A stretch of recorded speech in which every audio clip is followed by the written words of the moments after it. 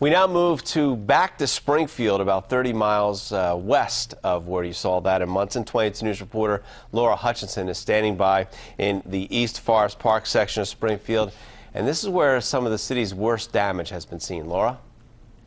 That's an understatement, Rich, for sure. I want to show you exactly what we've been looking at here. This is Pennsylvania Avenue. We're in the East Forest Park section of Springfield. Like you said, that was Ithaca Street that we're adjacent to, and just look around. I mean, it's incredible what we're looking at here. We're looking at homes that have been condemned, homes that have been razed completely. Look at, we have cars that have been flipped, flattened, everything, you name it. It's all happening here. And we even have homes that are completely missing from where they used to be. And this used to be David Guerin's home. David, yes.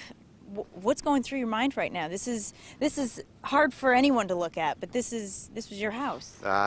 Nothing good's going through my mind. You know, what do? You pick up the pieces. You're lucky you're alive and move on. That's it. There's nothing else you can do. Now you've been here taking pictures this morning and just kind of, I mean, what was going through your mind when you realized in your neighborhood, I mean, your home was the one that disappeared? You don't believe it. You know, this is, you know, we're in New England here. This is not normal, not typical, but hey, what do you do?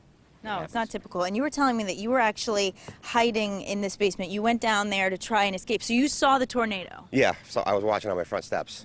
And, you know, it came so quick, you know, you just run, basically. And I don't remember from the time I shut the front door to the time I was in the basement, I don't really remember how it all happened.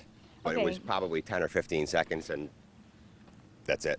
So we have the front steps right here where we were just standing, and it looks like we have steps right down there, right? Are those red steps there? Those are my basement stairs, yes.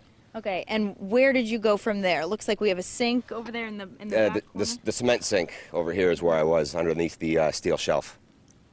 What was going through your mind? At that time, nothing. You just pray to God, that's it. You don't think of anything. That's all. Did you hear your house ripping apart above you? Did you hear your car flipping outside? No noise. No, I didn't hear anything. I looked up and saw sky.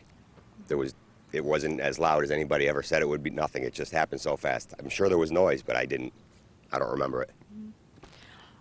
Are you okay? Is everything going to be okay? Well, it'll be okay eventually, sure. But yeah, I'm okay, physically and everything else. So yeah, family's in the area, and that's, what else are you gonna do? Yeah, you walked away without a scratch on you. Yeah. Have you been able to salvage anything? Let's take a look. Literally, it looks like your house is. This is my chimney. This is your chimney right chimney's here. here, and then as the house went back, you know, my kitchen is back in my backyard, and then the bathroom's behind there, my bedroom, and my second floor is by the tree. It's pretty devastating. Now, have you been in touch with any of your neighbors here? Yeah, everybody's okay in the neighborhood. Yeah, everybody's okay. I've seen everybody. So there was no real injuries. There may have been, and I don't know the facts or what happened, but the house in the corner is gone as well. Yeah. And I believe the gentleman is okay, but he got thrown out of the house by the storm. So, but everybody else is okay. My neighbors are okay. Everybody else is fine. They're just, you know, no one's around now. How long have you lived here? It'll be 2 years in August. So you just moved to this neighborhood? Yeah, but I've been a mile and a half away my whole life. So this is, you know, this is home. Is it shocking to you that when you drive around this neighborhood, some of the streets just a few streets away appear to be untouched? Yeah, if you go that way, it's nothing.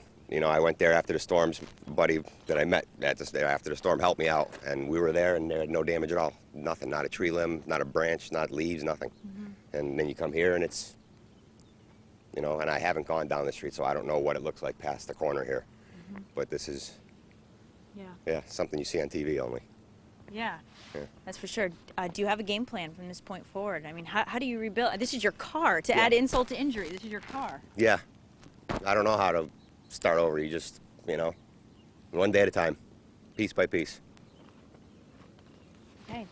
Very good. David Guerin, thank you so much for talking to us this morning. You know, it kind of just adds a face to what we're dealing with here. This is the reality of somebody. You know, you see these pictures on the news and you really can't quite quite understand it, and then you hear from someone who's literally lost an entire house here. It certainly, you know, makes this situation here in Western Massachusetts, here in Springfield specifically, an incredibly real situation that there are a lot of people who are going to be picking up the pieces just like yourself here. So I assume that in months to come, we're going to see the community come together and a lot of better stories come out of this. Yeah, there's been a lot of help already. People have been offering food, water, shelter, everything. All the neighbors have been very helpful, and there's been Red Cross have come by. So there's people in the area that are offering a lot of help. Great. There are. And after this broadcast, I'm assuming you're in the prayers of many people. Everyone's hoping that you are able to pick up the pieces, salvage some things, and get your life back on track here. Yes. Thank you so much, David Guerin. We really appreciate it. Reporting live here in Springfield, Laura Hutchinson, 22 News.